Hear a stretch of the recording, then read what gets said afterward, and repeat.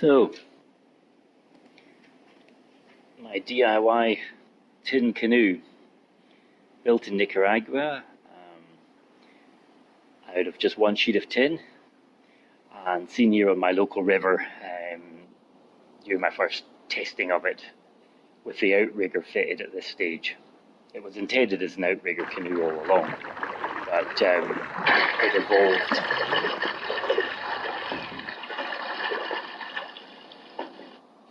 Yes, as I say, it was just a discarded piece of tin in the garden, and I realized I could make it into something. I'd seen South Sea Islanders do this kind of thing, so shaped it with a piece of wood for the transom to give more buoyancy, bent the bow and pop riveted with a bit of silicone. It's a rather severe plumb bow, but I just didn't want to have to cut any metal or anything. And then for the transom, I made some holes with a little tool and some material to caulk it. I put a bit of watercrafty wood. So the shape was formed, a little bit bent, but the thwarts going in there, you can see.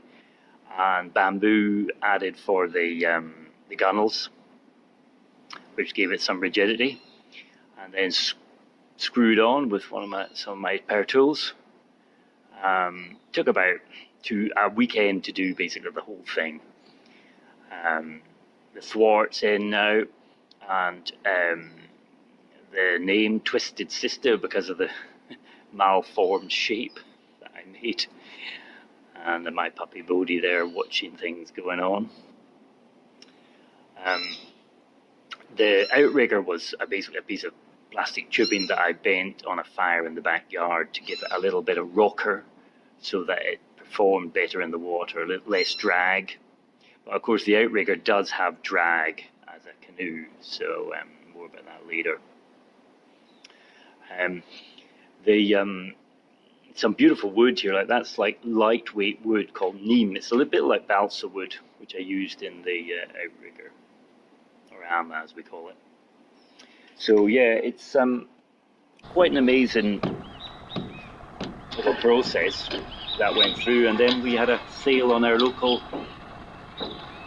river just a few meters from our house with Bodhi the dog, and worried about capsizing because we meet some alligators, but we didn't meet any alligators. And then I added some buoyancy, which was basically plastic Coca-Cola bottles fore and aft, and knitted some netting to hold them in, and then made a tin double paddle, and of course the sail made out of an old piece of tent, I should say. And then we're ready for the road for a voyage. And that is the full size sail. But the first voyage was out to the largest lake in the region, Lake Nicaragua, in fact the largest in South America. And I spent 10 days on the lake and up the largest river nearby, the Rio San Juan. You can see here paddling in the afternoon because the storms come during the mid part of the day.